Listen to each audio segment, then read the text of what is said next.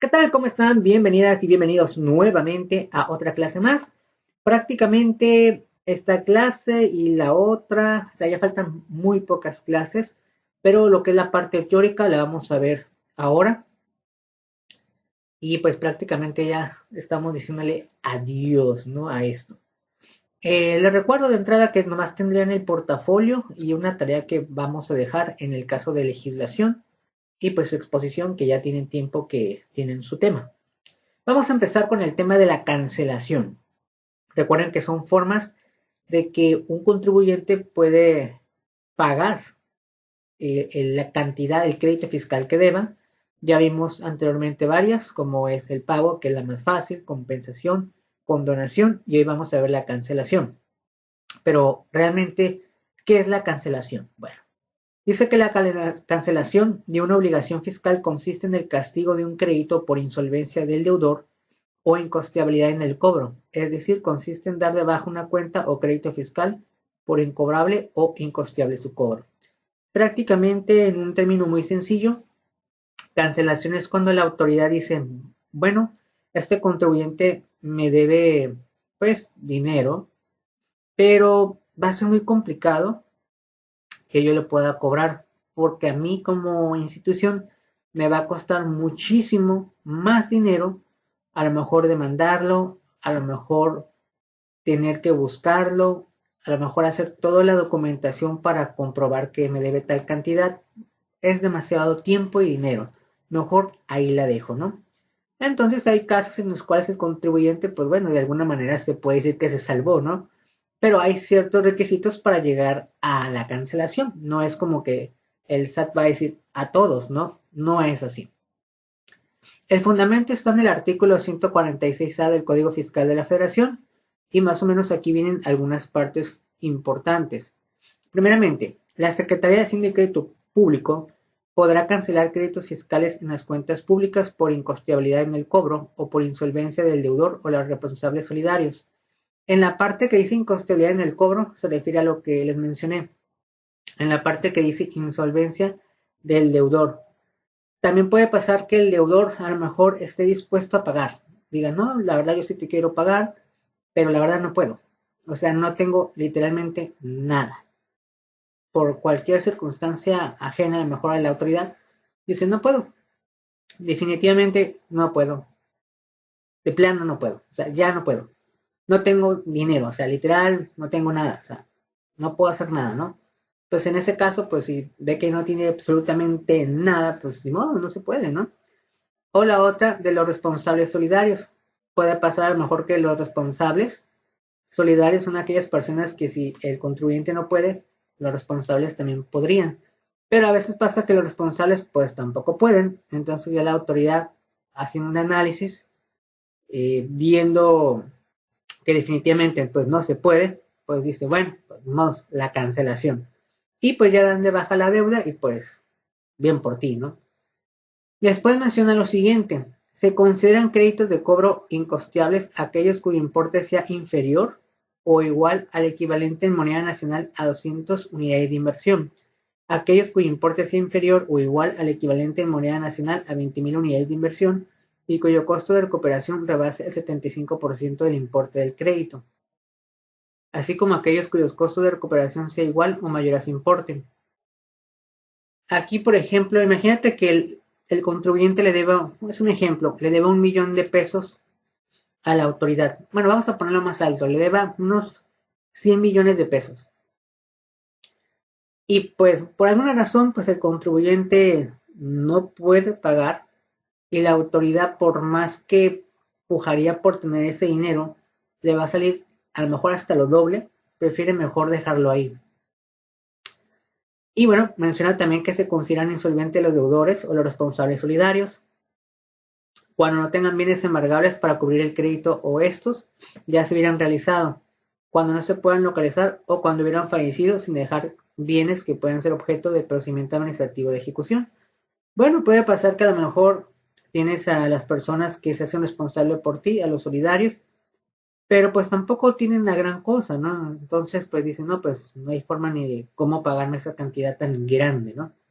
Recuerden que el crédito fiscal debe de pasar más o menos un casi 80% que va a costar mucho recuperar ese dinero.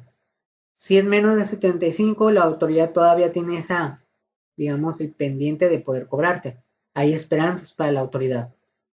Y también puede pasar que a veces pues la persona pues falleció, ¿no? Ya sea la persona que debe el dinero o las personas que eran solidarios de este contribuyente, que bueno, puede pasar también. Ahí pues tampoco no hay forma de cobrarle, ¿no? Y ya por último, el texto dice, cuando el deudor tenga dos o más créditos a su cargo, todos ellos se sumarán para determinar si se cumplen los requisitos señalados. Los importes a que se refiere el segundo párrafo de este artículo se determinarán de conformidad con las disposiciones aplicables. Puede pasar también que el contribuyente deba diferentes créditos fiscales, a lo mejor de diferentes actividades. Entonces aquí ya se suma el total, no es por cada uno. Entonces, pues ya aquí depende el contribuyente, depende de muchas situaciones. Pero bueno, son los motivos para decirle a la autoridad, pues bueno, ya así déjalo, cancelación, ¿no? Se acabó. Muy bien. La actividad que tienen que hacer de este es simplemente investigar ya sea los requisitos y trámites para cancelar un impuesto federal. Y bueno, pues ya saben cómo entregarlo. Una pequeña presentación, requisitos y trámites para la cancelación de impuestos federales y una hoja en la cual ustedes digan o su pensamiento o su conclusión. De todas formas, esto ahorita lo explicamos en Classroom para que esté más detallado. Y ya por último es la prescripción y caducidad. Y es el último tema.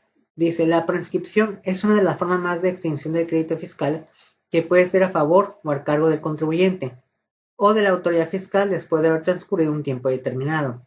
Esta forma de extinción se origina a través del tiempo, en términos de 5 años. Los particulares podrán solicitar a la autoridad fiscal la declaratoria de prescripción de los créditos fiscales. Al respecto, el artículo 146 del Código Federal señala lo siguiente. El crédito fiscal se extingue por prescripción en el término de 5 años. El término de la prescripción se inicia a partir de la fecha en que el pago pudo ser legalmente exigido y se podrá oponer como excepción en los recursos administrativos. El término para que se consuma la prescripción se interrumpe por cada gestión de cobro que el acreedor notifique o haga saber al deudor por el reconocimiento expreso o tácito de este respecto de la existencia del crédito. Se considera gestión de cobro cualquier actuación de la autoridad dentro del procedimiento administrativo de ejecución, siempre que se haga del conocimiento del deudor. Cuando se suspende el procedimiento administrativo de ejecución en los términos del artículo 144 de este código, también se suspenderá el plazo de la prescripción. Asimismo, se interrumpirá el plazo a que se refiere este artículo cuando el contribuyente hubiera desocupado su domicilio sin haber presentado el aviso de cambio correspondiente o cuando hubiera señalado de manera incorrecta su domicilio fiscal. Ok, hasta aquí en pocas palabras, esta forma de extinguir un crédito fiscal es simplemente que tú le debes a la autoridad una cantidad de dinero y por alguna razón te tuvo que haber notificado alguna vez. Vamos a suponer que te notificó hace 4 años, por ejemplo, del crédito que tú le debes. Y después de esa notificación, no ha habido ninguna. No ha habido ningún aviso, no te han ido a visitar, no ha pasado nada, es decir, como si no existieras. Si del último aviso pasan 5 años, tú puedes pedir un documento donde sea la prescripción y pues ya te salvaste de pagar. Pero si durante casi los términos de 5 años la autoridad vuelve a mandarte una notificación, te vuelve a buscar, entonces pues vuelve a empezar de cero. Digamos que es una forma de alargarlo nada más. Entonces la autoridad es muy raro que a alguien se le escape, al menos que sea una cantidad que sepa que a lo mejor ni le vas a poder pagar o que es una cantidad que sabe que le puedes pagar y entre más tiempo pase al final es dañino para el contribuyente porque el contribuyente puede pensar, bueno, pues me la voy a jugar. Sí, te la vas a jugar, pero va pasando el tiempo y también va creciendo pues la deuda. Entonces, ¿para qué jugarte? A lo mejor la pagas, ¿no? Con esperanza de que se le olvide a la autoridad. Muy raro que pase este tipo de situaciones en la que el banco de planos, la institución se le olvide y diga, uy, se me olvidó. Así es que no se la jueguen con esta, porque va a ser muy complicado. Prácticamente es nulo que pase, pero bueno, puede pasar. Digamos que es una opción que todo contribuyente quisiera que pasara, pero la verdad de las cosas siempre te va a estar buscando la autoridad. Y también se interrumpe cuando te cambies de domicilio o tu domicilio es incorrecto, porque muchos podrán pensar, ah, pues me cambié de domicilio y ya. En ese momento, si tú te cambias, aunque no te haya avisado, se interrumpe. Entonces, pues prácticamente tienes que quedarte en tu domicilio. Y al quedarte en tu domicilio significa que ya te conoce y te va a llegar siempre una notificación antes de que sucedan los 5 años. Así es que es prácticamente nulo que esto pase. Aquí ya no es necesario hacer absolutamente nada. Y hasta aquí se acabaría la materia de legislación prácticamente. Hay mucha información que se debería haber visto, pero pues los tiempos eran más limitados. Pero creo que se vio de las más importantes, ¿no? Bueno, esta parte pues hasta aquí se terminó, nada más queda el único trabajo, sería el de investigar lo de la cancelación y su portafolio. Ese ya se entregaría más tardar, pues el portafolio todavía se puede entregar hasta el último sábado, que es el último día de clases. La tarea pues sí, unos días antes y pues prácticamente hasta aquí se terminaría esta parte, ¿no? Ya después, más o menos ya el último día de clases, ya sea en transmisión o por WhatsApp, calificaciones finales del tercer parcial y después la calificación final de esta materia y pues se acabó. Todavía nos quedan un poquito de clases la siguiente, pero bueno, ya tienen esa finalidad. El siguiente tema ya para terminar también es la ley del seguro social y ya con esta terminamos también esta materia que es de impuestos. En el artículo 20 nos menciona, las semanas reconocidas para el otorgamiento de las prestaciones a que se refiere este título se obtendrán dividido entre 7 días de cotización acumulada. Hecha esta división, si existiera un sobrante de días mayor a 3 o este se considera como otra semana completa, no tomándose en cuenta el acceso si el número de días fuera o de 3 menor. Bueno, esto se refiere al tema que estábamos hablando de las obligaciones que tienen los patrones ante los trabajadores. Y además en estos artículos te menciono como algunas cosas que debe de tomar de relevancia. En este caso te hablaba del salario. No del salario diario, me refiero al salario que se notifica a la autoridad, en este caso el IMSS. Artículo 22. Los documentos, datos e informes que los trabajadores, patrones y demás personas proporcionan al instituto en cumplimiento de las obligaciones que les impone esta ley serán estrictamente confidenciales y no podrán comunicarse o darse a conocer en forma normativa o individual. Pues se supone que toda la información que maneja el IMSS pues también es confidencial entre el patrón y el Seguro Social. Es decir, no va a ventilar en ningún momento los datos del trabajador, datos de la empresa, actividades, ciertas cantidades numéricas, ¿no? De cosas. No va a comunicar nada, solamente es exclusivamente para cuestiones del IMSS y la empresa. Pero hay excepciones en las cuales el IMSS puede decir, bueno, ¿sabes qué? Tengo que darle información a otras personas. ¿Y cuáles serían? Se trata de juicios y procedimientos en que el instituto fuera parte, es decir, si tienes un problema con la autoridad del IMSS, no sé, algún problema de que, pues, ¿sabes qué?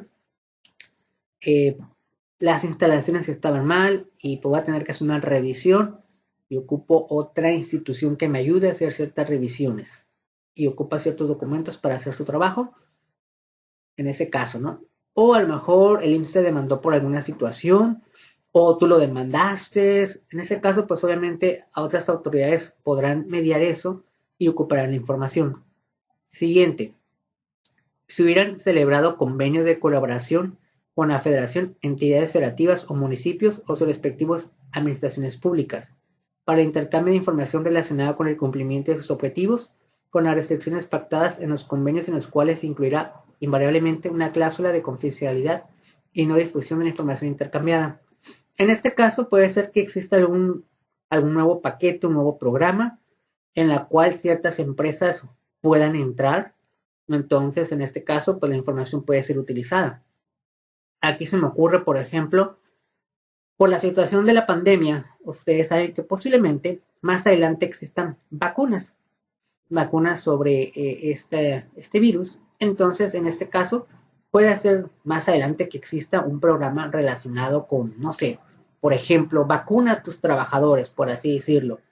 Entonces se requiere información, obviamente, de la institución del IMSS para a lo mejor pedir ciertas vacunas para las empresas. Es un ejemplo, ¿no? Que puede pasar. Es decir, que algo debe de pasar entre estas instituciones federales o estatales y el tema debe ser de ciertas empresas o trabajadores. Entonces, en ese caso, pues sí se va a requerir pasar información importante. La tercera es, lo solicitan la Secretaría de Función Pública, la Contraloría Interna del Instituto, las autoridades fiscales federales, las instituciones de seguridad social y el Ministerio Público Federal en ejercicio de sus atribuciones. En este caso puede pasar, no sé, que la autoridad del IMSS se relacione con el SAT o algo tengan que ver, entonces en ese caso, pues ni modo, se va a pasar información. O también algún problema, no sé, una situación legal, a lo mejor que no tiene nada que ver con el seguro social, porque dicen el Ministerio Público, por ejemplo, no sé, se me ocurre que hubo un asesinato en una maquiladora, o sea, algunas personas asesinaron a las personas que estaban trabajando, eh, o robaron documentos, curiosamente, del seguro social en una empresa, situaciones de ese estilo donde el IMSS tenga algo que ver o se requiera porque a lo mejor hay ciertos documentos para encontrar a alguien. Un ejemplo, es un ejemplo hipotético, no sé, llegan a una maquiladora, llega un comando y asesinan a los operadores nada más, ¿no? Por ejemplo. Entonces, pues la autoridad, que a lo mejor en ese momento no tiene nada que ver el seguro social, dice, pues yo qué tengo que ver, esa es otra cosa. Pero a lo mejor la autoridad dice, ¿sabes qué? Pues ocupo los datos de estas personas, todos los datos, todo, ocupo investigar, a lo mejor tenían problemas con alguna otra persona o era un grupo delictivo que trabajaban aquí de forma, no sé, para disfrazar que trabajaban humildemente y ocupo los datos o antecedentes de trabajo laboral enfocados al seguro social. No tiene nada que ver el asesinato con el seguro social, pero dice, bueno, pues yo los tengo, esos son los nombres que me dieron. Ah, pues se llama fulano de tal, y a lo mejor resulta que no son, que sí son. Son problemas que pueden pasar, digo, no sé si ha pasado eso de que llegue un comando y asesina a puros operadores, no lo sé, me estoy inventando, pero yo creo que sí ha pasado gente que, o un accidente, ¿no? Un accidente en el trabajo. En fin, pueden pasar muchas cosas que la autoridad en ese momento dice, no importa, tengo que pasarte la información. Porque recuerden que la información del Seguro Social, pues también es importante. Y aquí el detalle es que es por las personas. Todavía en el SAT es nada más la empresa y los representantes legales. Pero en el Seguro Social la información es de todas las personas. Todo se requiere en el Seguro Social como personas individuales. ¿Por qué? Porque es un seguro de manera individual. Entonces tiene mucha información de ti, dónde has trabajado, obviamente cómo te llamas, incluso tus enfermedades, tienes un historial, en vez de decir crediticio, aquí sería un historial médico. Entonces pueden saber todo. A lo mejor tú eres una persona que va a trabajar a otra parte y dices que estás muy enfermo. Entonces, en ese caso, a lo mejor se requiere tu información para ver si es cierto. Entonces, pues no hay forma de que le mientas también como trabajador a otra empresa diciendo que estás enfermo cuando no lo estás, porque obviamente puede pedir más información de ti hablando de salud. Entonces, pues cuando se requiere la información, hay que hacerlo, ¿no? Después, dice en otros casos que en este momento no están, a lo mejor algo nuevo que suceda y no está aquí, pues en esos casos, pues también, ¿no? Después dice, el instituto podrá celebrar convenios de colaboración con los sectores sociales o privados para el intercambio de información estadística relacionada con el cumplimiento de sus objetivos, con la restricción a que se refiere el párrafo de este artículo, el primer párrafo, y aquellas pactadas en los propios convenios. La información derivada del seguro de retiro que cesantía en edad avanzada y vejez será proporcionada directamente en su caso por los administradores de fondo para el retiro, así como por las empresas procesadoras de información del sistema de ahorro para el retiro. Esta información estará sujeta en materia de confidencialidad a las disposiciones de carácter general que emite la Comisión Nacional del Sistema del Ahorro para el Retiro. Pues prácticamente información de varias personas para este tipo de programas, ¿no? Artículo 23. Cuando los contratos colectivos concedan prestaciones inferiores a las otorgadas Por esta ley, el patrón pagará al instituto todas las aportaciones proporcionales a las prestaciones contractuales para satisfacer diferencias entre estas últimas y las establecidas por ley. Las partes cubrirán las cuotas correspondientes. Eh, También, aparte de contratos individuales, que a veces es lo mejor, también existen contratos colectivos, es decir, cuando existen sindicatos. Se supone que los sindicatos protegen pues, a los trabajadores, obviamente nada es gratis. Entonces aquí, si alguien tiene un problema, un trabajador tiene un problema con el patrón, el trabajador digamos que ya no tiene que estar discutiendo, vaya, va con el sindicato y el sindicato se hace cargo de él y ya. Esa es una ventaja, ¿no? De tener sindicatos. Vaya, ayuda al patrón. Bueno, eso es pues en la teoría, ¿no? Entonces, en estos casos, pues también el instituto lo toma en consideración cuando sucede ese tipo de contratos, si es que se meten como contratos colectivos y no como contratos individuales, ¿no? Y entonces también lo tiene contemplado la autoridad. Posteriormente, el artículo 24 dice, los patrones tendrán el derecho a descontar el importe de las prestaciones contractuales que debe cubrir directamente las cuantías correspondientes a las prestaciones de la misma naturaleza otorgada por el instituto. Bueno, aquí ya menciona de algo general, que los patrones pues te van a quitar un poquito de tu dinero, de tu trabajo, ¿no? Para poder pagar las cuotas del seguro social. Todas las personas que tienen seguro social, el seguro social no es gratis. O sea, entre comillas se considera gratis porque sí es cierto, tú cualquier día puedes ir al IMSS, tener consultas médicas. Sí es cierto que a la larga, tanto a hombres como a mujeres, sobre todo a mujeres, les va a ayudar porque a lo mejor van a estar embarazadas. Y no es lo mismo, pues la verdad, estar en un hospital del IMSS a un hospital privado, en el cual te va a costar pues bastante dinero. Obviamente aquí pues también ya entramos a discusión, no, es que yo sé que muchos de ustedes posiblemente han ido al IMSS y dicen, no, es que se tardan mucho, hay mucha gente, no te atienden bien. Sí, es una por otra, ¿no? Porque igual dices tú, bueno, me limito a ir mejor al IMSS y mejor me voy a un hospital privado, pero vas a pagar bastante dinero. Entonces, no todas las personas pues tendrían ese importe de dinero para poder pagar hospital, medicamentos, tiempo de espera, estar ahí. Entonces, en el caso del IMSS, por ejemplo, pues pagas una cuota mínima, es decir, una cantidad pequeñita, que la verdad no se compara con lo que una persona que no tiene seguro social tendría que pagar cada vez que se enferma, cada vez que le pase algo a él, a sus hijos. Entonces, por una cantidad pequeña, no pasa nada, ¿no? Pero de todas formas, el patrón está obligado a hacerlo. Entonces, digo, normalmente la gente no se queja en ese sentido de estar pagando, porque al final sabe que pues, se tiene que pagar. Pero no va a faltar la persona que diga, ¿por qué me están descontando, no? Y bueno, ahí viene una parte en tu nómina que dice aportación del seguro social, ¿no?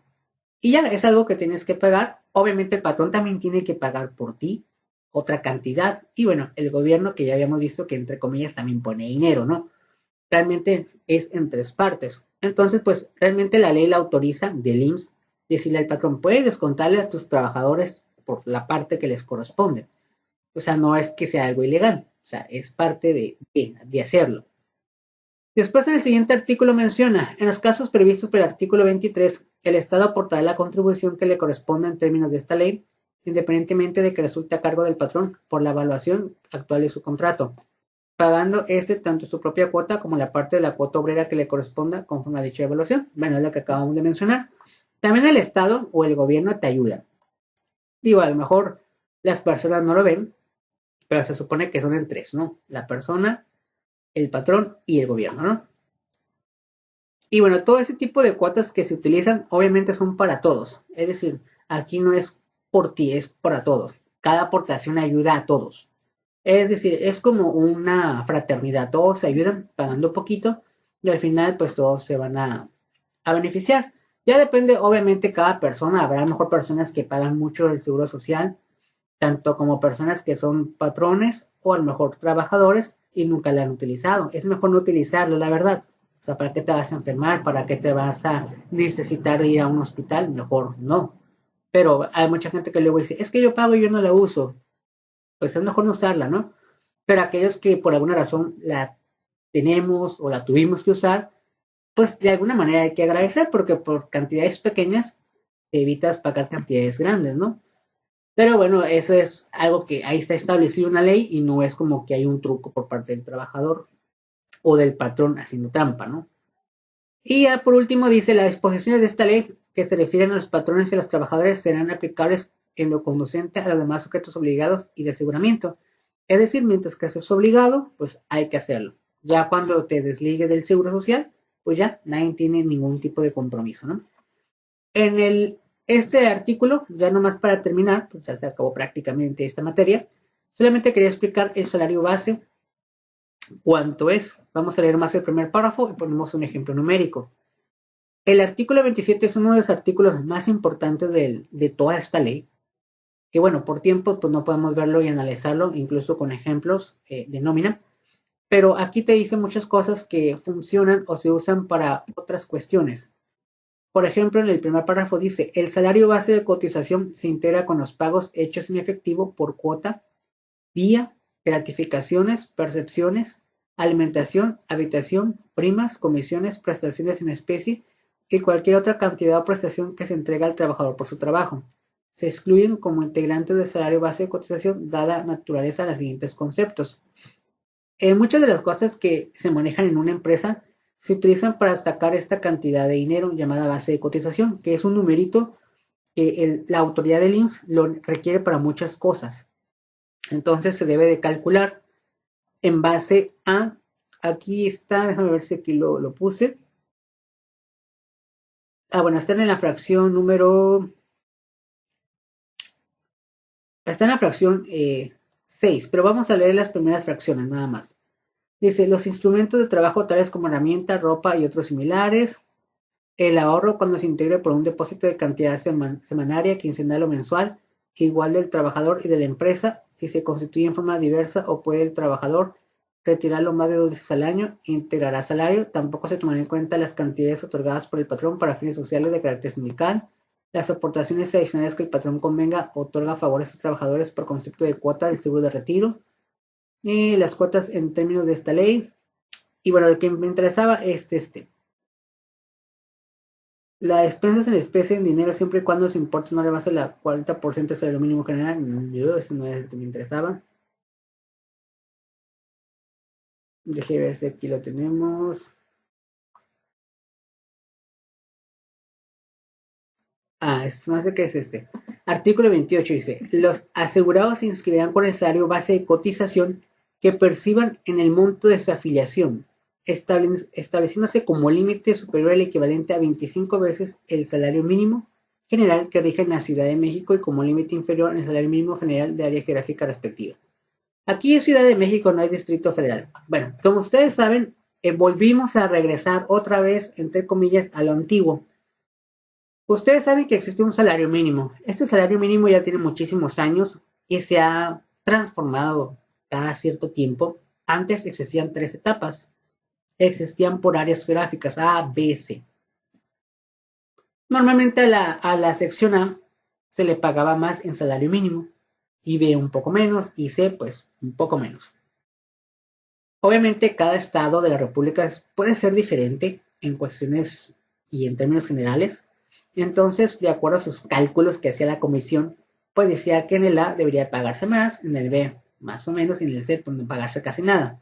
Entonces hubo un tiempo en que la gente dijo, no, pues qué chiste, obviamente los del A, porque les van a pagar más cuando nosotros hacemos las mismas horas. En fin, es parecido al IVA, ¿no? Que antes decían, no, porque allá es 16, y aquí es 10, o aquí es 15, y aquí es 10.